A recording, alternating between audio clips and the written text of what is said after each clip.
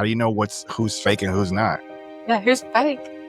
Yeah. No, well, I've had my fair share of connecting with lower vibrational things. And I think the number one thing, even if you are so tuned in and you have the best ability and you can hear so clearly details, how does that feel in your body though? Do you feel a little bit off? Do you feel a little bit yucky? Okay. Do you feel a little bit like there's just something not right? Or do you feel like that warmth and that love and that like really good vibe of connection? Or do you feel like icky? If you feel icky, then it's not it. In a lot of my experiences, the abilities go hand in hand, but you always can tell. If you don't know what you feel, go to the eyes. The eyes will never lie. What if I told you that everything you know is just the beginning? Beyond the veil of the ordinary lies a realm of hidden knowledge, ancient wisdom, and untapped potential. A place where consciousness expands, reality bends, and the impossible becomes possible. You weren't meant to stay asleep.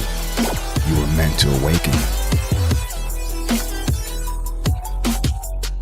Open your mind, remember who you truly are, and step with me beyond the frequency 369.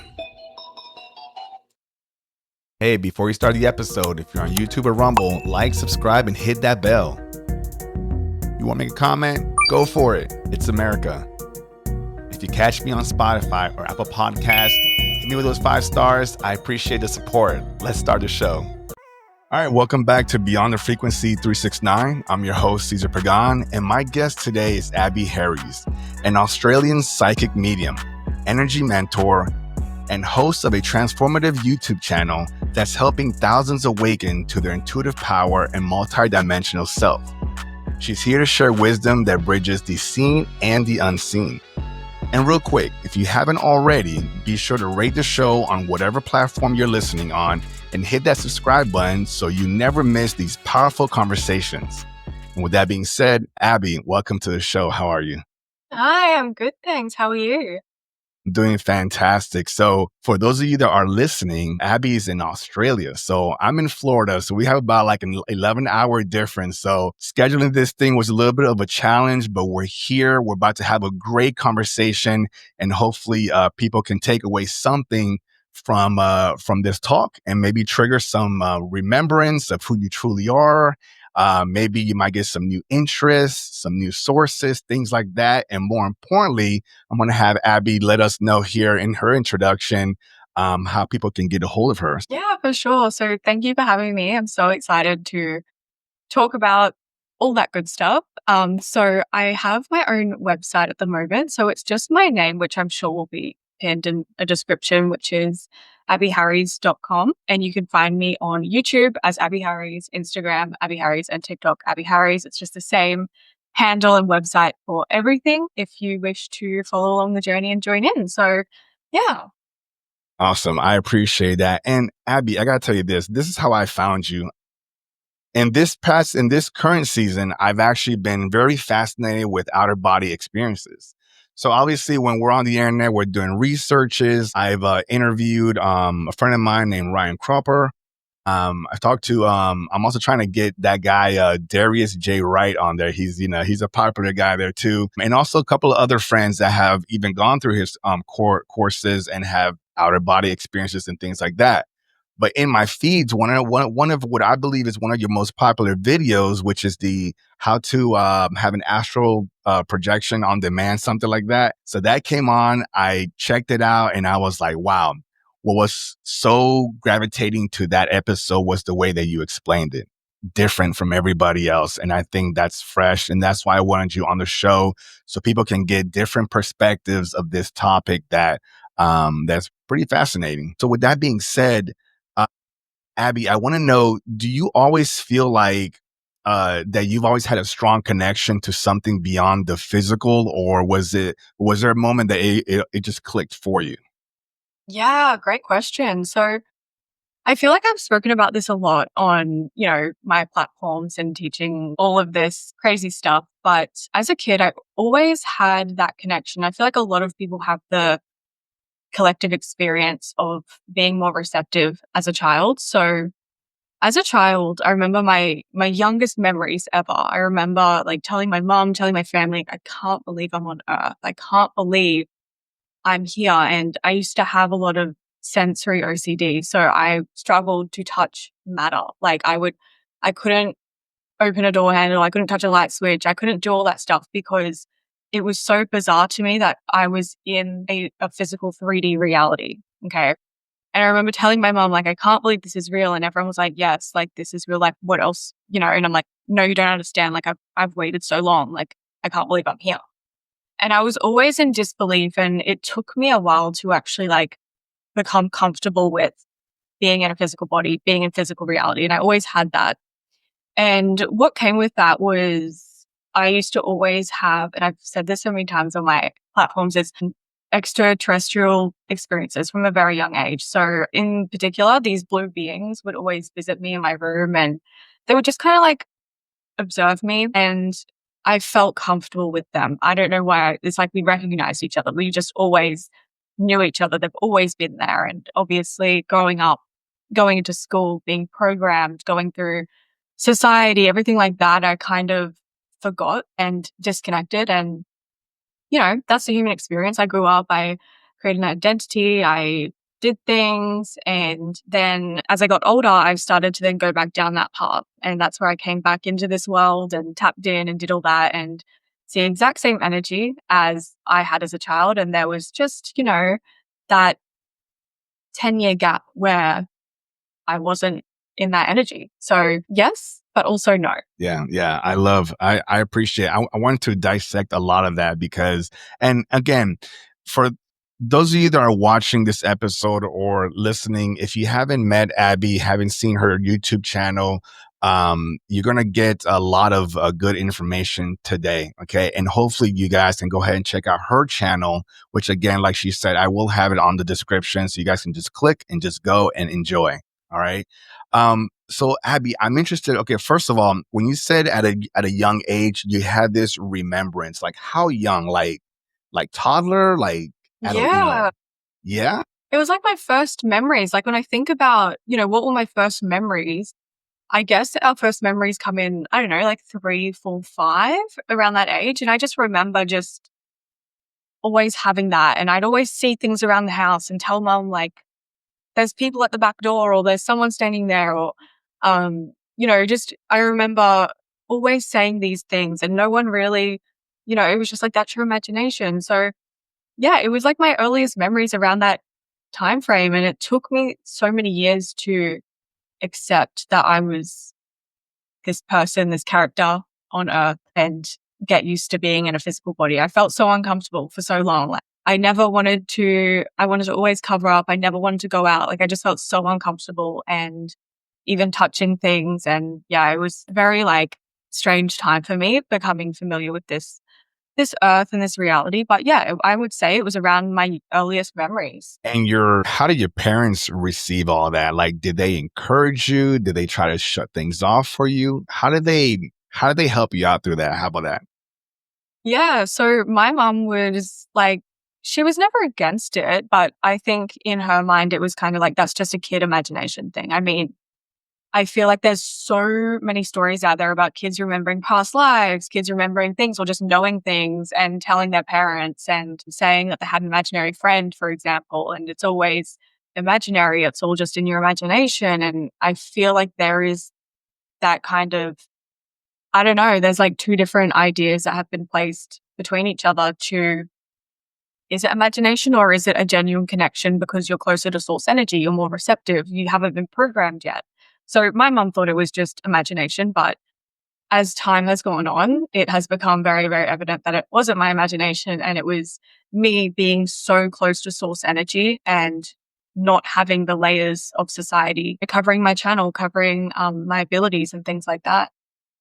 Yeah. And regarding your abilities, let's put those out there right now. So folks that are curious, what are your gifts as of today from what you know? Yeah. Yeah. Amazing. So I don't know what I would call myself. I don't think I've met many people like me. I mean, going back to my astral projection video, a lot of the comments were speaking about Darius. I believe that's his name. And how he's in the space as well. And it's interesting that there are a lot of us actually out there. But I have a lot of abilities. I've managed to tap into pretty much everything. I was speaking, to people the other day saying I just feel like I've gone so far into things that it's like, it's just so normal for me.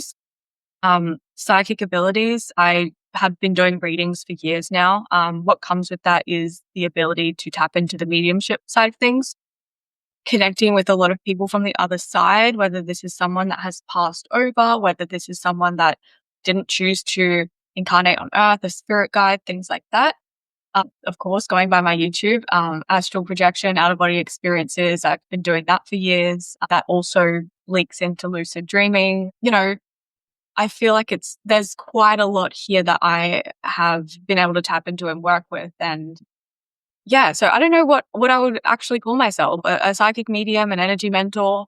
But yeah, I've done quite a lot over the past 5, 6 years. Yeah, and I appreciate that. And you're right. It's hard to put a label on it because you just are. You just are. You are this omnipotent being, your true self, your expanded self. It's just there's a greater being. So, like, what label? What's the proper label, right? So, but I was curious to see if you even had a name because here in the physical, we throw a label out there just so people can resonate with it, understand a little bit. I wanted to ask you, Abby, so folks that are skeptical and also curious about your background, let's cover this piece. What's your thoughts on, are you religious or are you spiritual? Are those two different things? Are they the same thing? What's your thoughts on that? Interesting question.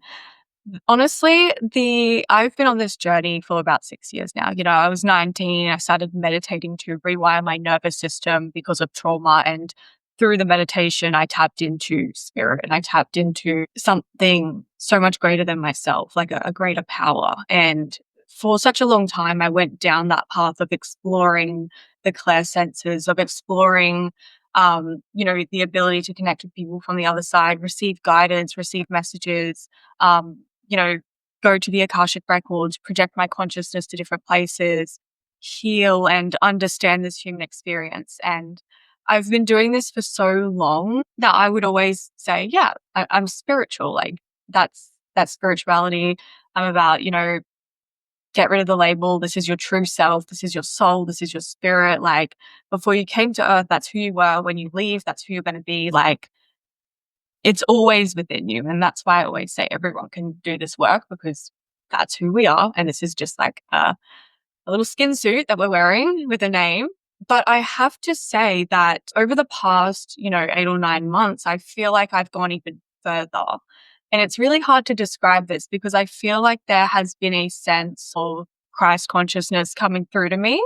So I don't know what the label is where I would place myself. I wouldn't say that I'm a religious person, but I wouldn't say that I'm closed off to the idea that there is God, things like that. I do 100% believe in that stuff, but where I would put myself, I'm not too sure because there's many perceptions of this truth. Yeah. Yeah. Yeah. No, absolutely. And again, I appreciate you expressing that and sharing that because it's a tough question, I mean, I know when people ask me and everything, I tell them that I don't follow an organized religion. I don't follow one. So then I would think that I consider myself spiritual because to me, to my understanding and to some other folks, spiritual just means that you're connected straight to sort, like there is no in between. Religion to me is like the middleman, right? So we kind of get that out of the way and, there's no rules, right, for it. So it's always interesting hearing, where we think that we fall in, and when someone first meets you, and they ask you, what do you do? How do you usually describe it? Do you take a while to kind of build up to it? Or do you just tell them, hey, I'm a medium, or whatever? I love that question because I have honestly been in so many situations where obviously when you're talking to someone, they say, oh, what do you do? I recently had new neighbors move in and I'm talking with them. They're like, oh, what do you do?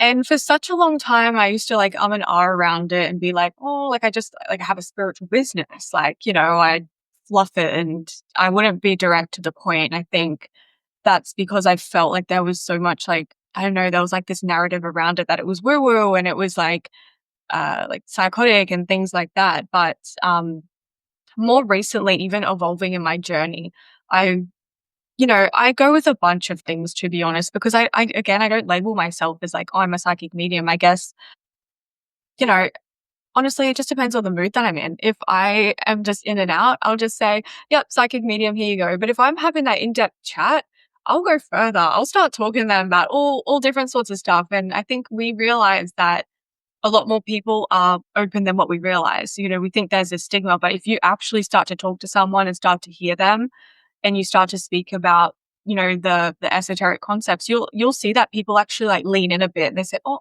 wait, I actually kind of think about that too." You realize that a lot more people are awake or open and are curious about these things than what you realize. So it depends on, like, I read the energy of who I'm speaking to. If I feel that it's just not there, then I just, I say, yeah, spiritual business, whatever. But if I'm talking and I'm like, nah, this person, I know they're receptive, I will plant the seed for them, or I will put it out there. And it always blooms. It always blooms into a great conversation, a great connection. Yeah, because it's interesting. We, since childhood, as we're trying as we're growing up, we're trying to figure out ourselves, our mortal, our physical, corporeal selves. We're trying to figure out, who we are. And then when you start hearing that you could be more than that, it's not really mainstream. It's not a mainstream conversation. I mean, it's getting there. So people, it's so funny, like even with you, someone who has experienced these experiences used to have a hard time kind of like figuring out when is the right time to do it, because it seems like your physical mind kind of gets in the way and says, there's a little judgment here, I'm not sure. But then you have those moments where you're just like, and we can cuss here, by the way, where you just say, fuck it. Like, I'm this person, and then when you're in your most truest moment, like you said, that's when it blossoms. So it's like, if you see that that's working out for you 9 times out of 10, then keep going, right? You know? Yeah. No, I just think it depends on where you're at, because I noticed previously, I felt like I needed to prove to people that it was real and right. So when I would talk to people, I would automatically kind of get defensive and try and prove myself. So Yeah. it's like someone asks me what I do. I'm like, oh, like I do readings. Like, no, it's actually real. Like, I promise you. Like, and I would go on these like tangents of like, no, you have to believe me and validate me because this is real. Versus now coming from an angle where it's like, I know what I do is like life changing work. Like, I know exactly. So there's no need to prove. It's just like, again, it's just like, fuck it. I'm just going to, like, this is who I am. Take it or leave it. I don't care. It's kind of like, it depends where you're at in your journey. If you know who you are and you validate what you're doing, you don't really care. And you notice that you then attract people that are also curious rather than trying to be on this defense, proving to people that it's real and trying to convince them and get them to see your side. It's completely different. So it definitely depends on the angle. Yeah. Yeah. So that leads me to this thought process. So let's go back a little bit in your life. I know you said that you started seeing and experiencing things from a young age, but a lot of people who are just kind of diving into this awakening process, a lot of people break down. I mean, they lose their mind because it's like this automatic, like, whoa, all this information, and then and I'll speak from my experience and everything. When I transitioned, I grew up religious too. I grew up going to church, baptized, first communion, all that good stuff. Had a foundation, but then all of a sudden, that foundation, that boat, the holes were being poked in it, and I started sinking. I'm like, what? Like, where do I go to? And I had all this esoteric information, and I'm like, oh my God, like, people need to know this. I need to scream this, on top of the mountain. A lot of people have a hard time landing. They go up and then land and then ground themselves again. So I want to ask you about that. At some point in your adolescent, teenager lives, whatever, even in your 20s, um, you may or may have not had a breakdown, but how did you deal with that transition to get you to where you're at today, where you feel a little more comfortable? Interesting question. So I think I resonate with you a lot with the religion thing. Growing up, I had an uncle that was like a priest, and he would go around to prisons and preach and, worked with a lot of criminals that are very well known. And so from my family on the side, it was like looked down upon. Like if you're not religious, you're a bad person. If you're not going to church, you're a bad person. So there was already this narrative in place. And I remember I always had that in the back of my mind. And I was just living my life, cruising along. And then you hit a point where something turbulent really happens and just flips your entire world upside down. And that's when I really started that transition. I started to wake up and meditate and realize there was something more here. And I remember this so clearly. This moment changed absolutely everything for me. So growing up, I was very, very close with my brother. He's a few years older than me, but unfortunately in early teens, he left. Okay. So I grew up not really with a relationship with him. And I remember as I was meditating and tapping in, I would tell my mom, I'm seeing things, I'm hearing things. You need to know that like what you've been told isn't the truth. Like there's something else. Like this is all like a game. And I had my first out of body experience. And I remember I was in my room and I was just looking at myself. I was above my bed. I was looking at myself. I was like, 18 at the time. And I remember just thinking, what the hell is going on? I had no idea what was happening. I had no idea. I've never heard of out of body. I've never heard that there was anything beyond this life. Like once you die, you're dead, you're gone. I never thought that anything else existed. Like I was an atheist. Okay, growing up, I was an atheist. I was programmed. I was just living life. And I had this out of body experience. And I was like, what the heck? And the following days after that experience, I actually reconnected with my brother for the first time in 7-8 years. And I told him, and I don't know why I told him, I just felt safe telling him, like, I left my body. Like, have you ever heard of this? Like, this is weird. And he said, Abby, you need to call me. So he's like, make sure no one's around. Like he was very, very, make sure no one's around. And I was just freaking out. And so I got in my car and I called him and he said, Abby, you've had an out of body experience. I've been doing this for 10 years. I've been astral projecting for 10 years. I've gone to different places. He explained absolutely everything to me. And I was sitting in the car and I was just bawling my eyes out. I can't go back now. I have just unlocked something. It has changed my entire perception on what life is. I can't go back now. And my brother has been doing it this entire time and he knew about it. And we had that conversation and something just cracked. And it wasn't long after that, we moved out together. I couldn't be around people that didn't understand. I was on this mission to prove to people you are being brainwashed. There's more out there. Like I was on this mission and it was low key destroying me because I had all this and I needed to write it out and make sure I didn't forget it and have all my notes and understand things and go back and meditate, learn more, go back and meditate, connect more, have more experiences. Me and my brother, we moved out and we would astral project together and we'd be like, okay, well, what did you experience? What did I experience? How can we get answers? How can we come back? And we did this for so long. So I think having my brother there as I awoken made me feel less crazy because there was one person who understood, just one person, and no one else did. And everyone probably thought we were crazy, but we were having the most insane experiences spiritually. And I had the most growth ever that I came to a moment of peace where I was like, no, like this is more real than real life. Like if you had this experience and I don't need to prove that to anyone. And the moment that I switched, the moment that things took off for me, because I was no longer seeking anything. Like I just knew it because I've had it. And there was that one person that I was with. So it was huge. Like I feel like once you awaken, once you start to even have a glimpse of it, there's no turning back. And it's up to you to work with that and create and put yourself in a place where you can evolve and grow and inspire other people by doing so instead of coming from a place of lack and insecurity so yeah, it's a lot. Yeah. No, I was there with you. As you were telling your story, I was there with you. Kudos to your brother for being there for you. You can agree it's lonely at first, right? It's a lonely experience. No one's, you feel like no one's understanding, like you touch base.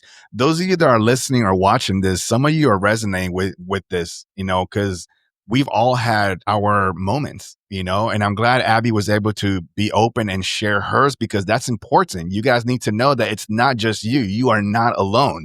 I feel like, and correct me if I'm wrong here, because I want to ask your opinion on this. I feel like when we, the whole spiritual community and the collective consciousness is supposed to be this thing about we're all connected. But why is it that when we finally awaken to attach ourselves to this collective consciousness, we still feel alone. Why is that? Wouldn't you think that the automatic feeling would be good? I'm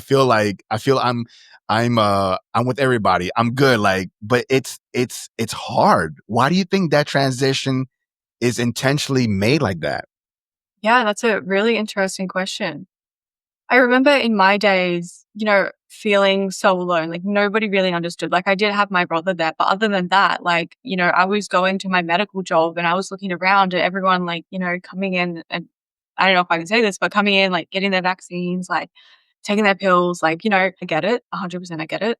But like, I remember just thinking, wow, there's not really many people like, and it hasn't been until the past year or two that I've actually genuinely felt that collective energy, because for so long I never felt that. Like I would hear people speak about it, but I still never felt that.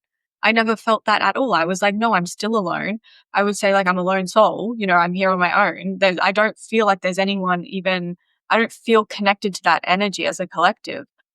And I feel like that period of feeling alone has to happen for you to find your power. And once you're in your power, you then jump to the level where other people have made it there. So I always say, like, once you do the work, your people will meet you there.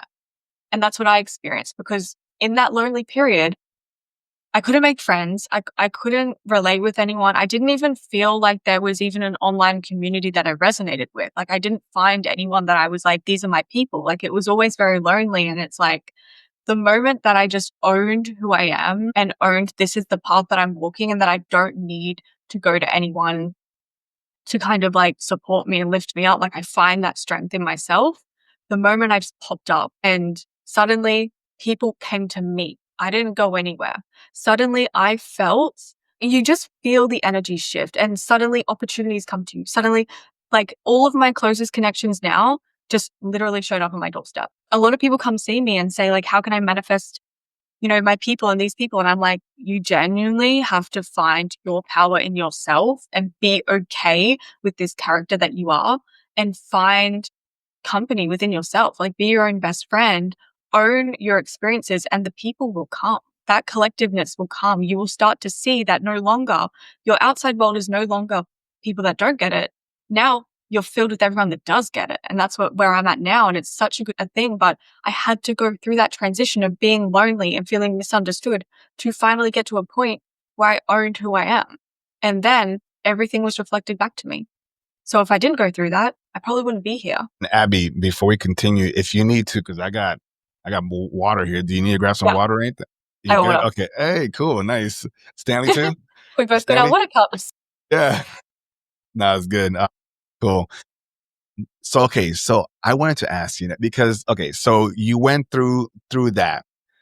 When I talk to folks, I always kind of remind folks that, to my understanding, because I don't say I believe in something, because I just say my understanding is that we have our physical mind and we have our conscious mind. Okay. So our physical mind helps us deal with the physical, right? Your work, the stressors, people, whatever. But then there's times that it just gets too much. And you have to kind of, sometimes you can't find the answer in the physical mind. It's too cluttered, right? It's got too much stuff going on. So then you switch if you can. And if you're awakened, you switch to your conscious mind. Now you have more like of an aerial view, higher perspective of the maze. Now you can see the clear path. And so I say that to ask you this question. How do you, now that you are aware of who you truly are, and you're also aware of your physical self, how do you balance the two as you continue navigating this physical realm? Interesting. I love that question. I really resonate with what you said there, because a lot of my teachings and a lot of clients that I work with, I always refer to it as like your human versus like your soul spirit. So I create separation between the two is exactly what you're talking about. And I guess, you can you can go so far with your soul and spirit. Like you can see everything for what it is, but if you don't have your human kind of working with you, then it's like you're missing out on the human experience. There's so many different ways to look at this, because everyone goes through different circumstances. Everything is constantly changing. And I think for me, I went too far down the soul spirit that I just neglected this reality. And I always use like the zoom out method, like zoom out, understand what has happened to you, understand the experiences, and then integrate them so that your soul can guide you and your human can just kind of walk behind you and you keep going. Talk to me a little bit about that. How do you feel like you went a little too far into the spiritual? Because, you can't okay, when we talk about frequencies, the lowest frequency is fear, chaos, right? The highest is love and things like that, right? But you can't be in one more than the other. You got to find a balance in between the two, right? So when you went too far spiritual, was this your moment of like your kind of breakdown aha moment where you were just digging and researching? Like talk to us a little bit about that. See if the listeners can probably resonate with this journey. Like, hey, I'm there too, you know? Yeah, yeah. 100%. So yeah, I was even speaking to my client about this yesterday. And I think, getting so deep in meditation and, I was saying to them, like, you go through the first phase of meditation where you start to like tap in and realize things and you get downloads, right? And then you go a little bit further and then you start to like genuinely see things or have out of body experiences. And I think people get stuck in between these two. Like people will dabble in between and have experiences and then they'll, they stay there. And then there's like this phase after. And obviously, I'm doing astral projection for so long, entered the phase after. And when I tell you, I don't know, like my perspective on enlightenment and being like right at the top, I feel like it's almost impossible as a human. There's people that have done it, it does exist, but I took a step into that in my zone and I hated it. I hated it. I got scared because there was nothing. There was absolutely nothing there. There was nothing. I wouldn't exist. I wouldn't be here. Like, I feel like that is going into transitioning into like a godlike complex. Like there's nothing. And I had that realization where I wanted to pull back and I wanted to find the balance. Because if you go too far into your spiritual self, you miss the fact that you have a soul contract to be a human here. Unless your contract says you are going to become an enlightened being and you are going to transcend and you are never going to come back and you're going to complete the wheel of samsara, then sure, go for it. Okay, that's your path. But for me, and I think for a lot of people on earth, our soul contracts actually include learning lessons through the human experience, through the human mind, and evolving and gaining wisdom and knowledge through those things. Okay. And I think of it as the wheel of samsara, right? And that's basically a wheel of like reincarnation. So each time it ticks over, there's a new soul contract, new lessons. And once you finish the wheel, you can then, become enlightened, whatever. But once I experienced a glimpse of that, and I know it's in the contract slightly, is I realized I had resistance there because I realized there was more that I had to experience, and even the lower vibrations on earth of being in fear and, being in the unknown and feeling uncomfortable, feeling lost, feeling sad, feeling angry, all of these lower vibrational things that we go through as humans weren't actually a bad thing. Like as soon as I went to the top, I realized, no, I actually appreciate the bottom. Like I genuinely am so grateful to have these lower vibrational frequencies and feel them and experience them because then it gave me the capacity to then reach up here. So I was able to gain access to the complete spectrum to then understand if I can experience here and here, I can find that balance and understand and move through earth in a way that it works out in my favor because I understand the frequencies of it. I understand that you can swing both ways if you want. You can stay in suffering in your human mind and you can be in a low vibration, or you can go and tap into the frequency of enlightenment and you can go, transcend your soul, whatever it is that you want to do. But understanding both sides, it really pulls you back.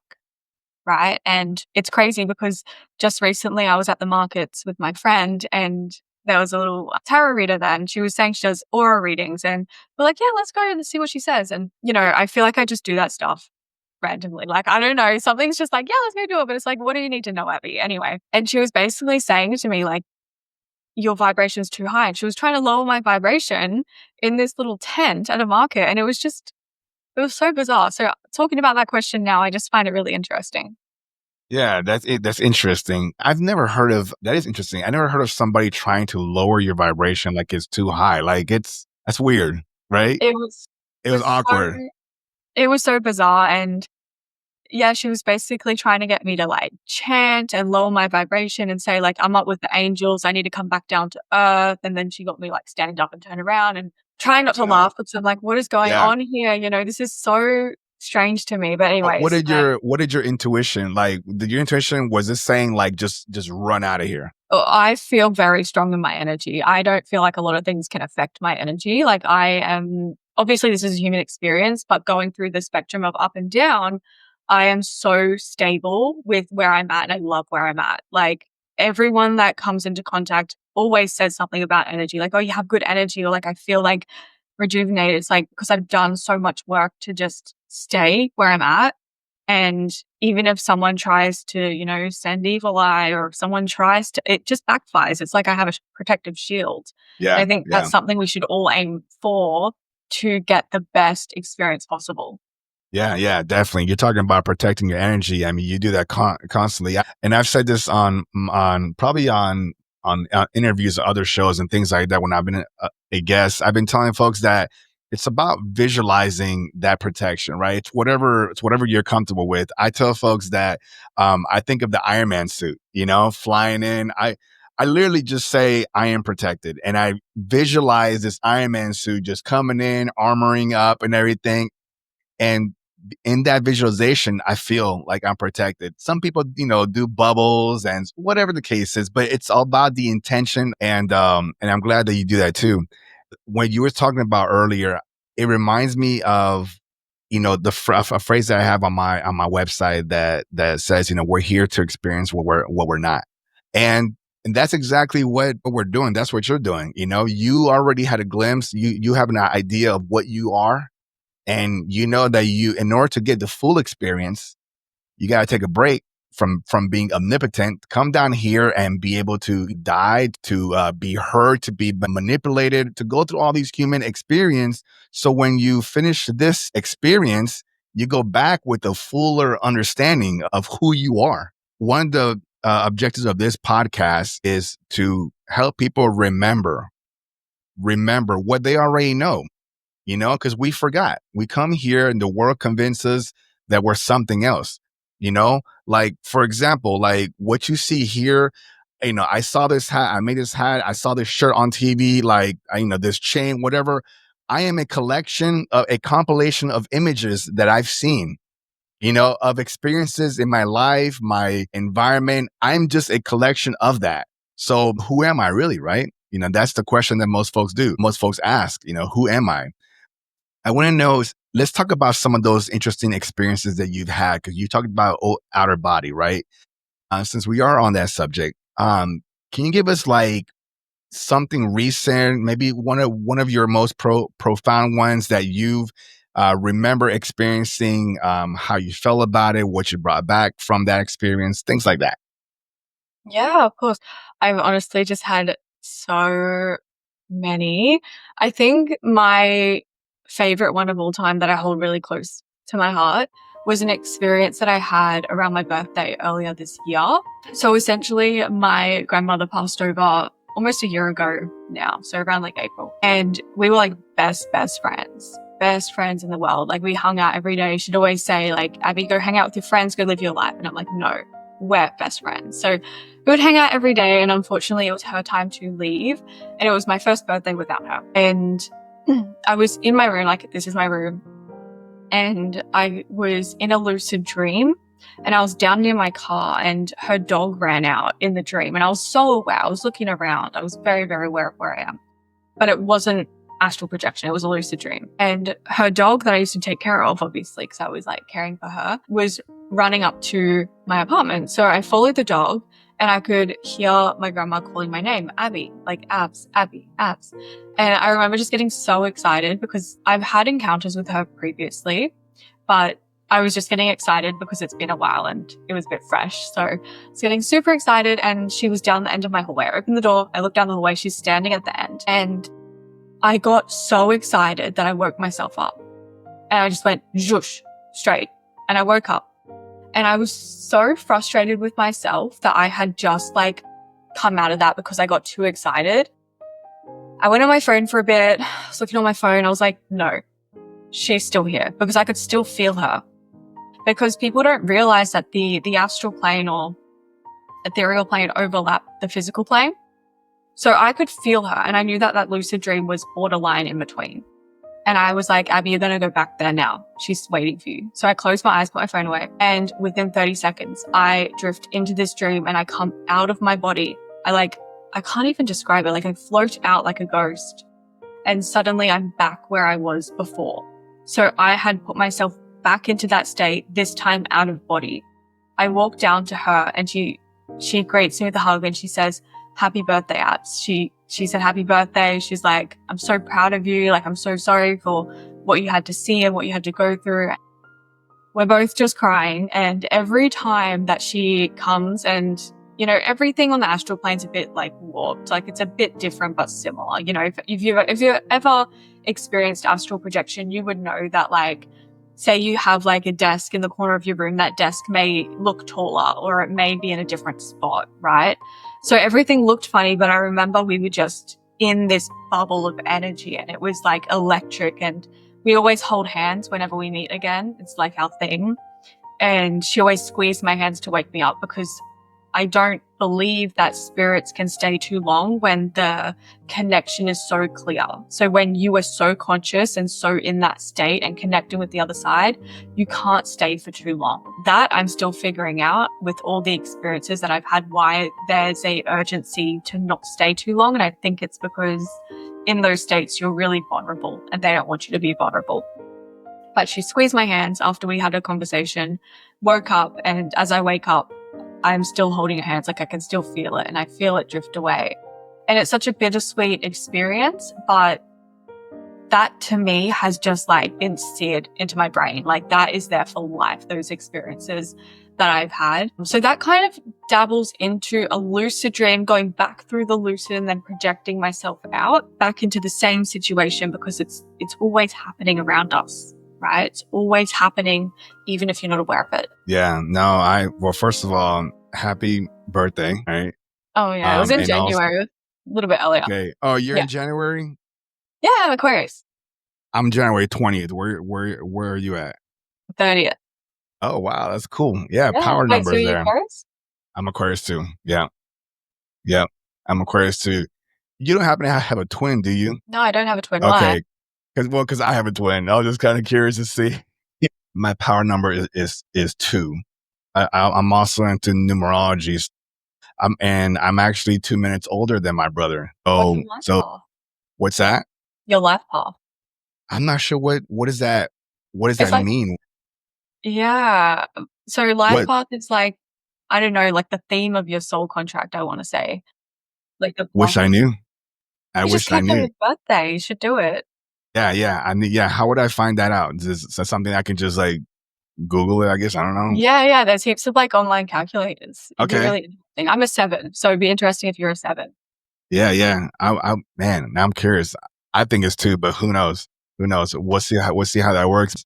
I was really resonating with your story with your grandmother. That's actually a beautiful thing. I mean, do you connect with her often, or is just She comes through quite often. I think there's a lot of narratives out there about people from the other side and like, do they fully leave or do they stay around? Where are they? And I truly believe that they will come in and out. Like there's fragments of their souls. You know, obviously they need to do their mission. You know, they lived out their contract, and maybe they need to go do another contract. Maybe they need to come back here and learn more and, you know, keep going through the wheel of samsara. We don't know that.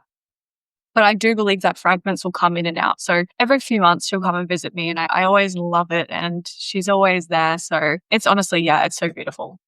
Yeah. And you mentioned about vulnerability in that state if you're there for too long. What I've realized through having these conversations and these shows and whatnot, not everybody's awakened like you are, right? There's like there's still subcategories of awakened, you know? There's still people there's the people that believe that everything's demonic, while others think that everything's angel or everything is something or everything's alien. So as we go through this, we just learn like, okay, everybody's awakened, but there's still sectors. Yeah. Right. Some people believe that in this, you know, if you astral project, you're going to run into these negative entities and things like that. And that freaks people out. first, off the bat, right? So they don't even try to attempt this. So I want to throw that back at you and everything. When you first started astral projecting, but like really, doing it intentionally, did that ever come to your mind? I think the number one thing is there's so much content out there on that. There's so many scary stories. There's so much out there. And I think the first thing people do when they learn about this is they jump on Google or they jump on YouTube and they start doing it. They start looking it up. And the most common thing is if you get sleep paralysis or if you sleep on your back or if you know about sleep paralysis, you're more likely to get it. And then you go to sleep and you're just paranoid to go to sleep because you're like, oh my God, I'm going to wake up with sleep paralysis. Start spiraling. And then you start looking up, oh my God, what am I going to see? Oh my God, this person saw a shadow person. You start to spiral. And I see it in so many people is they go straight online to other content. And of course, it's easier to give in to fear. It's easy to hear the scary things and be like, I'm going to run with that. That's scary. Of course, we are here on the human experience, right? So we are meant to live a human experience. And of course, different soul contracts have different missions. Maybe you may need to go spiritual. Maybe you may need to tap in. Maybe that helps you evolve your soul. I know it helped me by going through the Akashic records and astral projecting and learning about past lives and why I'm actually here helps me get to where I'm meant to be. But I think, with this work, there's good and bad. And that's why it's so important to, if you have fear around it, to not do it, right? If you feel hesitant or resistance, wait until you feel a little bit more comfortable. It's definitely not for everyone. I did an episode recently in my private community. It's called Beyond the Veil. And I did an episode with my good friend Marlena. And she's always had a gift and ability where she can see demonic entities and things like that. And it's always been in her reality. And it was such an interesting episode because everyone has had a different experience with it. And I think what you believe, obviously there's different categories, but mostly what you believe to be true is what will happen for you, right? That's facts. That's facts right there. And because, to my understanding, it's the biggest gift, the most important gift that we were given, that we brought here from our spiritual self into this body is the gift of imagination, of intention, of creativity. I mean, when you were first just a young child, 2 years old, you're putting things in your mouth, you're climbing off of stuff and just dropping without any kind of fear. Because I believe that we came in and we're still remembering that we're still omnipotent, that we can't be hurt, and then now we're just experiencing like, wow, what is this? But then we have our human parents who their souls have forgotten who they truly are. And they're living this physical life. And then some of them and our family members are telling us, hey, you don't want to do that because you can get hurt, or you're not supposed to do it this way. This is the way you're supposed to do it, right? So we get flooded with all these processes of how things are done here, what the rules are in this case, right? And then we start bearing that creative side and we start getting less intuitive and we start not trusting our gut because we think our gut is wrong for some reason. Somehow we're programmed to believe that our gut feeling, no, I need to go do it. So it's very interesting how everybody navigates to this planet or to this whole existence. I want to ask you, what do you believe is consciousness in general? What's consciousness? Consciousness. Great question. I believe, right, if we jump back to the whole who am I, when you spoke about, this identity that we get given, right? It's like when you were 5 years old, you would identify yourself with, I go to kindergarten or I have this friend, I'm this tall, I weigh this much, I have this color. You identify yourself with physical characteristics, right? And then when you are 50 years old, you have different people around you, different job, you identify yourself with, again, different characteristics. But the one thing that stays the same is like the real you inside, like the consciousness or the observer or the awareness inside that was both when you were 5 and when you're 50, but things around you always change. I think consciousness is that being, that inner being inside that has always been observing, that has maybe been in different bodies and different lifetimes before. I think consciousness is that energy in itself, whether that is, you want to call it fragment of your soul, spirit, things like that. I believe that is, and that's who you really are, is that consciousness. I resonate with that 110%, 200%, because so what you're saying is consciousness is your true identity, right? Mhm. I love that because I've always thought about this.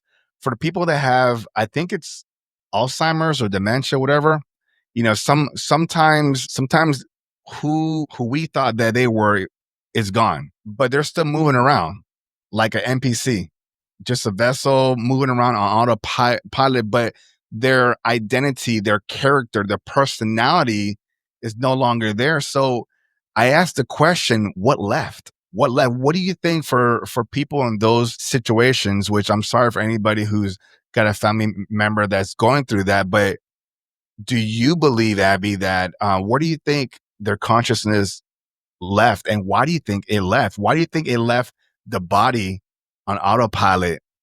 It sounds almost cruel. Yeah, that's a really great question. I dealt with that with my grandma towards the end of her life where, she wasn't all there. And it was always a very interesting concept to me because I would constantly ask myself that question. And that kind of led me into looking into the afterlife and even bringing life into this world when the soul comes into the body, when the soul chooses the body, or when the soul chooses to leave the body. And I do feel like the soul will come in and out, and that creates that disconnect. But again, I am not as educated in those topics.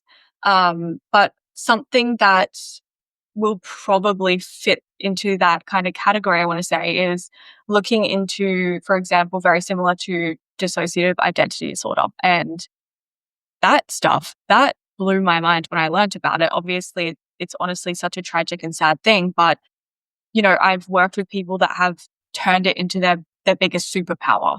They've learned to work with it. If anyone's familiar with dissociative identity, it's basically you have different alters, so different like personalities or characters that live inside your body and will come out at different times. And I watched this interview with a lady that had, 20 different alters, and she was talking about what it was like to experience life when she wasn't at the front.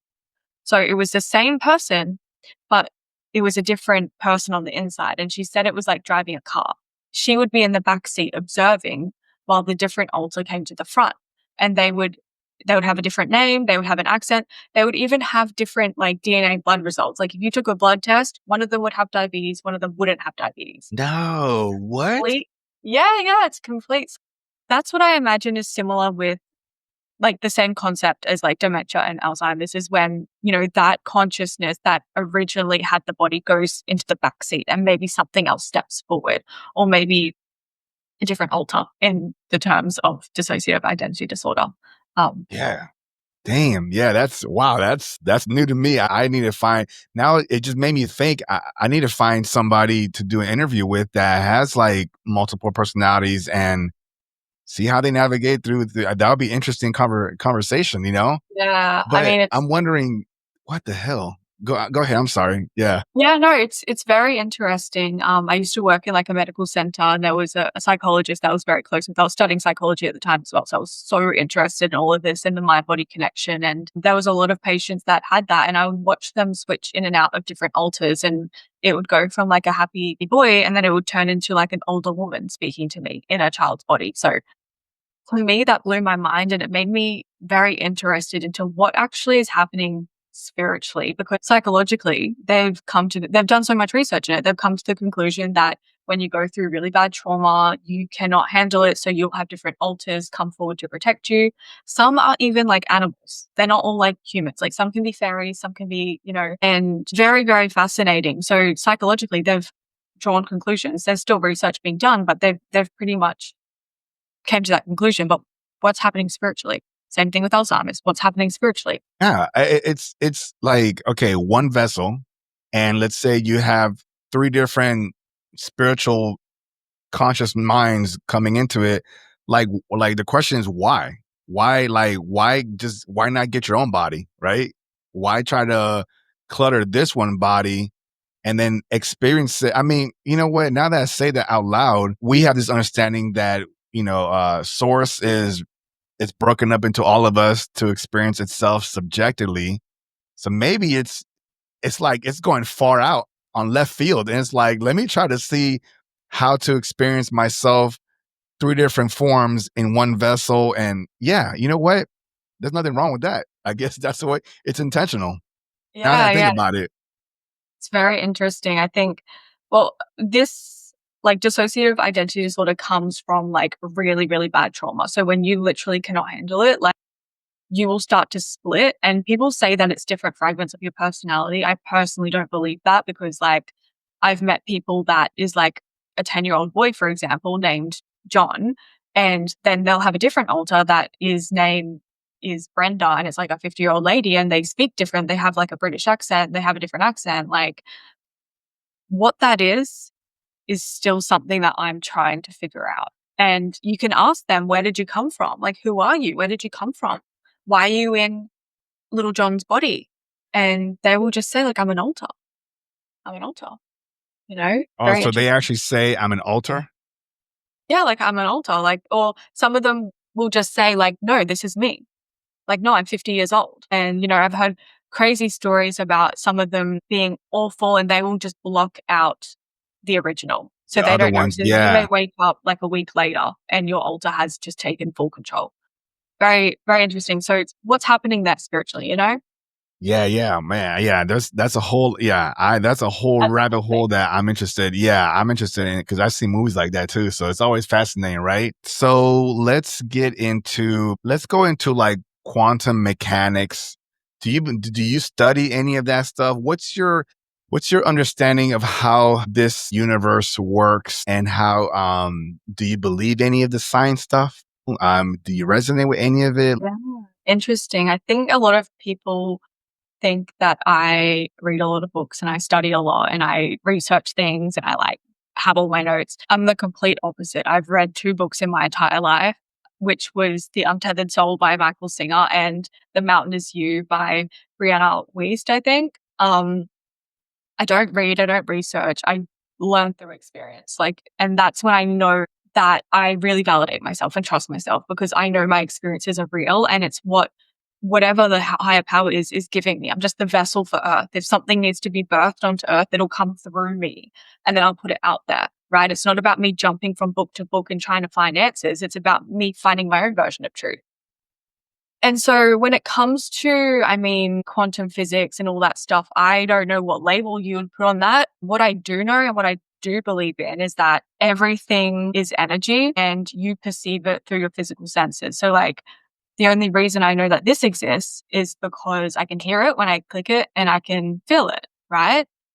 And it's like, if I didn't have those senses, I wouldn't know it existed essentially. So I think we as humans have been built in a very detailed way where we have these senses, we have these functions, and everything else is energy and we can perceive it and then process it. So it's kind of backwards. It's not like we're looking at something, it's that we're like perceiving that energy through our senses, if that makes sense. Yeah, no, it makes perfect sense. Yeah. Yeah. I love that. Well, let me see. So, I don't know how far you've gone out when it comes to, outer body, but let's just ask you straight up. Do you believe we're on a flat earth, around earth? Have you seen this realm? Have you seen dimensions? Like, let's get into those details cuz that's fun. So, talk to me. What do you believe our existence is? Where are we right now as of today? Yeah, that's a really good question because it is such a complex topic because when you have experiences and you witness things and then you come back to earth and then you see other things differently, it's hard to put it all in a box and say this is the answer, this is what I've come to. Because from my experience, I could say that this is all a simulation. I could say that this is all just a projection and one day you'll just wake up and you'll be somewhere. Like I've had people be stuck in dreams and live out a whole life in a dream, then come back. There's been all crazy stuff. But from my experience of projecting to different dimensions, I believe that there's 12 major ones. And I would say that I've gotten to 7, 8. Right. I've gotten that far. And I think that's when I was talking about that phase where I kind of got a little bit scared. I was reaching something much, much greater, like nothingness, like this universe is nothing. I reached that point. And from those dimensions and realms that I've experienced, I don't know, I feel like it's like a shell. I feel like you got the physical and then you've got all these layers. And I don't know, I don't believe that the earth is flat. I don't believe that the earth is what we're told. I don't think that we're in like a galaxy star system thing. I don't know. I haven't looked too much into it, but I know that it's not like we're on this floating planet and it orbits the sun and there's a moon. I don't think that the moon is like what we think it is. I know there's like, I don't know if I can say stuff on here, but like No, you can I say know that whatever you there's want on here. Yeah. okay. Don't come for me. There's like underground bases and things like that. Like I know all that stuff because of my ability to channel and connect with extraterrestrials. Like I've learned a lot from them. But yeah, I'm not too sure where I sit with that. I just know it's not what we're told. Yeah. I mean, we can all agree with that. It's definitely not what we're told. I mean, we're fed, we're fed everything. You know, I recently found something interesting. I had an interview here with, I don't know if you heard of a flat earther called Flat Earth Dave. I don't know if you ever heard of. He's like the number one like guy that talks about flat Earth. I mean, like the government's trying to take him down and everything. But anyways, I had recently interviewed him, and he was like the news, you know, NEWSE, NEWS. That's northeast, west, and south. And he says that the news objective is to direct us different directions, but away from the actual like truth. And I was like, that's a cool. I never heard anybody break down the news, but it makes sense. North, east, west, and south. Wow. Start thinking about it all. Start. Start thinking about it, you know, because I told him, I said, I'm not a flat Earth guy. I'm not a round Earth guy, you know. So, but I'm not an earth person. I'm just not an earth person. Like I'm I an Earth just person. Yeah, whatever this is, right? You know, it's yeah. funny because what do you like? Have you delve into any like esoteric, like ancient Egyptian, Marian text, Lumerians? Like, I know you said that you don't read that stuff, but what do you know about any of that stuff? The one thing um you've got the Eye of Horus there on your logo. I have the And Eye of Horus on my arm. you got it on your arm? Cool. I got it Yeah, on I've my got it on my hand. arm. Cool. So yeah, I don't read, I don't watch anything. I don't like I just keep in my bubble and channel what I need to channel. One of my first experiences ever that I had was the Eye of Horus being stamped on me, and that's why I got it tattooed in that spot because it was marked on me. And this voice came through to me and said, like, this is the ascension. And then I was just like it was like a hot plate like steered into Yeah. me. And I remember I woke up and I was like, ascension. And I was like looking up and it was like saying stuff about like Jesus Christ. And I was like, this doesn't make sense, you know? And then I've built on whatever that was and been able to access the Akashic where I've had past lives in Egypt. Very strong connection there, still discovering. But I wouldn't say I've looked into like research the topics. I probably should, but I just don't. I don't think you should either. I love the fact that you are not tainting your visions, because that way when you hear about it from, like, let's say if I'm telling you something about it, you're like, oh yeah, I saw that, right? So by all means, keep doing what you're doing. That's the best way to learn. But yeah, so I'm wondering if when it comes to abilities, are you also telepathic? I mean, let me ask you this. When you start opening up your mind's eye and things like that, it just starts unlocking random abilities, right? What's the most what is the ability that is your strongest one, and which is your weakest one? Interesting. Okay, so my strongest, if we're talking like psychic ability vibe, I Yeah, would say my strongest is smelling and really? hearing. Yes. So How's that work? so smelling is essentially, you know, if it happens a lot with the people that I'm closest with and then my readings as well that I do. So it's pretty like irrelevant, but basically like if someone has like spaghetti bolognese for lunch, I can smell it. And I can be like, are you Really? eating spaghetti bolognese? You know? Like, yeah, how did you know that? I'm like, I can smell it. Okay. If I am reading for someone and I can smell a perfume, I'm like, it kind of smells like you know, a Katy Perry perfume or something. It's like, yeah, well, that's what this person used to wear. Like I can smell very strong. And it's always really random because I'll like even be driving and I'll get a and I'm like, where did that come from? And then I'll be like, oh, this is this person.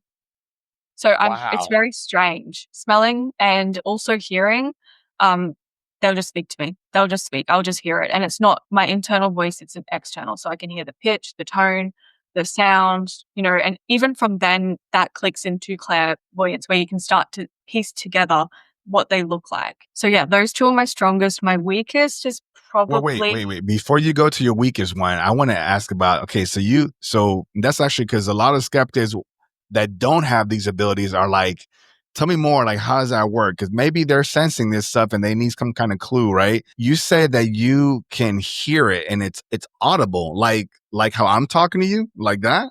yeah, yeah. Damn, that's Yeah, so wild.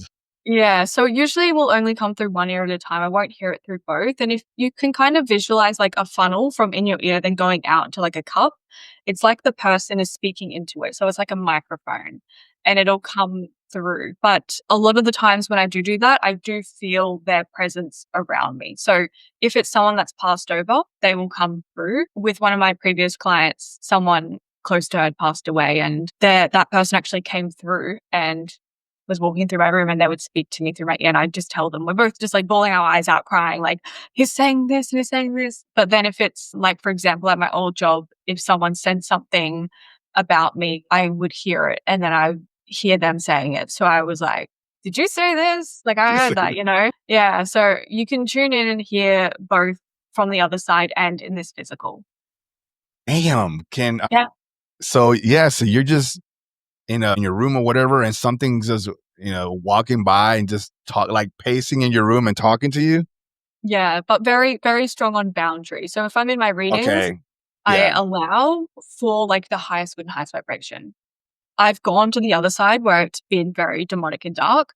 Okay. So I'm very strict on my boundaries. Like nothing comes in, nothing comes out. This is my space unless I ask you. And discernment is really, really huge with this work. Like you need to be able to make sure that you're not connecting with a mimic or someone pretending to be someone else. You need to know who it actually is.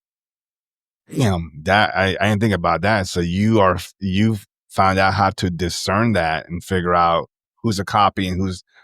I mean, can you give us a signal of how it is that you discern that? How do you know who's fake and who's not? Yeah. Who's fake?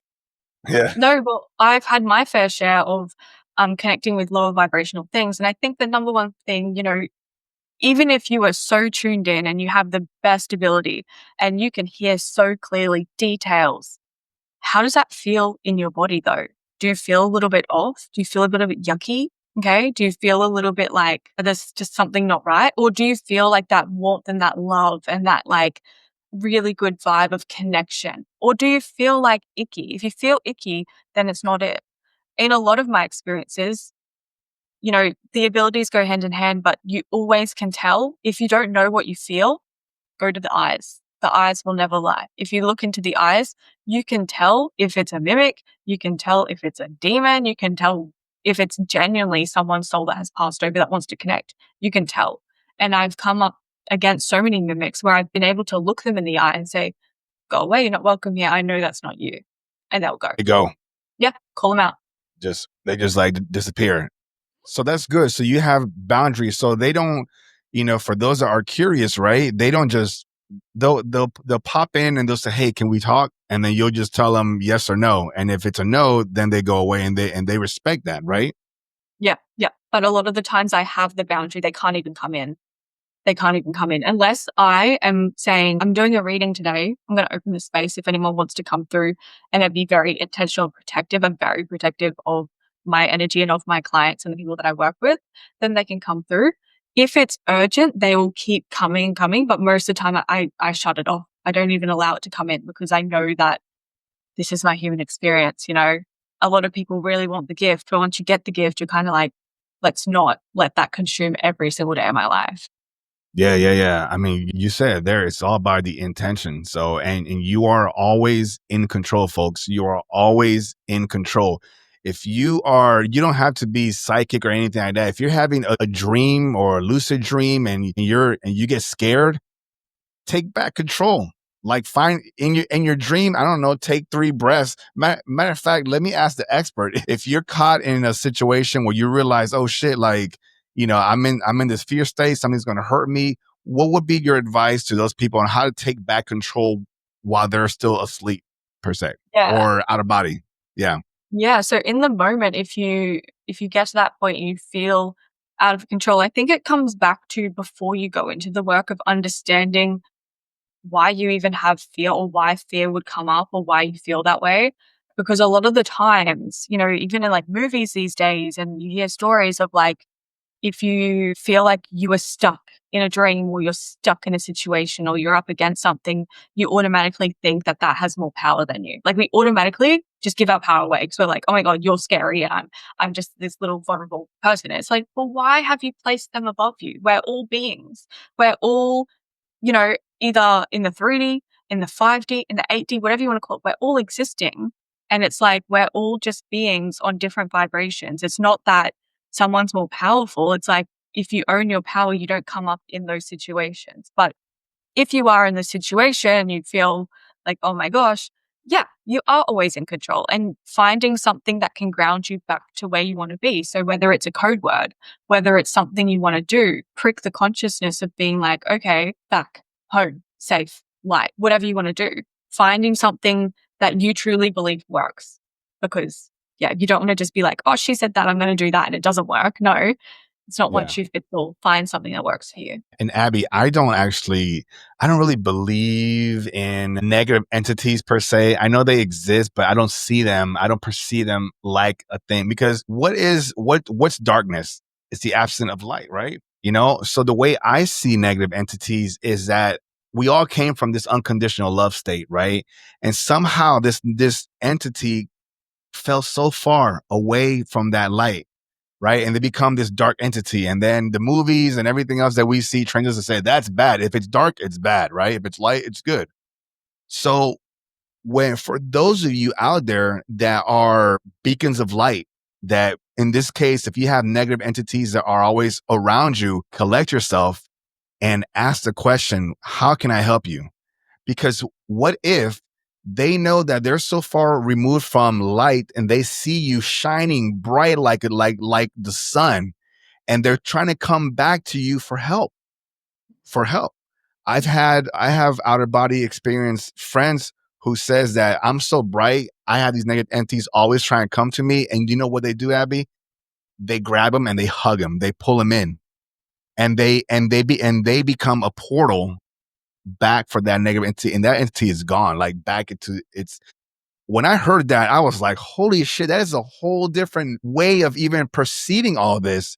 So when you go in there, the expectation is no longer fear. It's not like I'm here to do some work through unconditional love, Yeah. you know? So I hope someone resonates with that, because it's all about, like when you're talking about intention, it's all about changing your mindset. Once you do that, the world just becomes something else, you know? So Abby, to respect your time, let me ask you some of these questions and then we'll wrap things up here, okay? Beyond all the knowledge and experiences that you've gained, what still leaves you in awe or makes you question everything? The afterlife, because I think people think Earth is really hard. Like we see this as like the hardest place that you can incarnate. Like it's like a school and it's really hard and it's like a really low vibration. But when you look in terms of the afterlife and actually becoming enlightened and ascending, that shit is like quadruple being on Earth. So if you think living is hard, I think dying is even harder if you want to evolve. That still blows my mind. Interesting. Love that. I haven't heard that before, but yeah. All right. So Abby, what's your definition of God? I think God, universe, source energy, it's all the same. It's just a different label, I want to say. And I think that's just like where we came from. Like we're just fragments of that. And we've come through and needed to grow and evolve. And so we go into this skin suit and then we'll go back there. I feel like it's just like I don't know, like the source of everything. I'm still like, that has come to me in the past few months. You know, I feel like Christ consciousness, whatever you want to call it, has really come through to me. And now I'm like reevaluating and tuning in and seeing what comes through to me about it. It's very, very interesting to me. My next question is, if you could talk to little Abby, what would you say to her? Tell her to trust that everything she is going through is building her to pull a vision together. And it's better than what she is even thinking her life is going to pan out to be like. I would just tell her, like, trust, like, this is actually building you, like the things that you're going through right now is actually like there's something else emerging within you, and you just need to trust and lean back and zoom out and see the grand scheme of things, and how this is just a season and you'll get through it. And how can people find you again? How can people find me?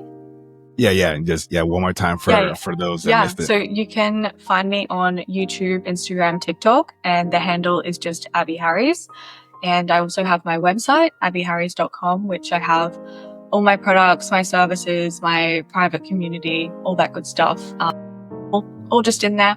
Yeah. And is there one last message that you'd like to give to the audience before we wrap things up? Yeah, I think if you're on this journey and you're not sure what's next and you're not sure what to do next, I think block out the outside world for a bit. Don't try to consume so much content. Don't try to read more and learn more and understand more to feel like it's going to get you to the next level. I think you have your version of truth, and if you tune into that, the answers are within you. They will be revealed, and you will then be able to trust yourself a whole lot more and be able to maneuver through Earth knowing that you have this tool, and that tool will carry you and you'll be good. Go inward. Of all that.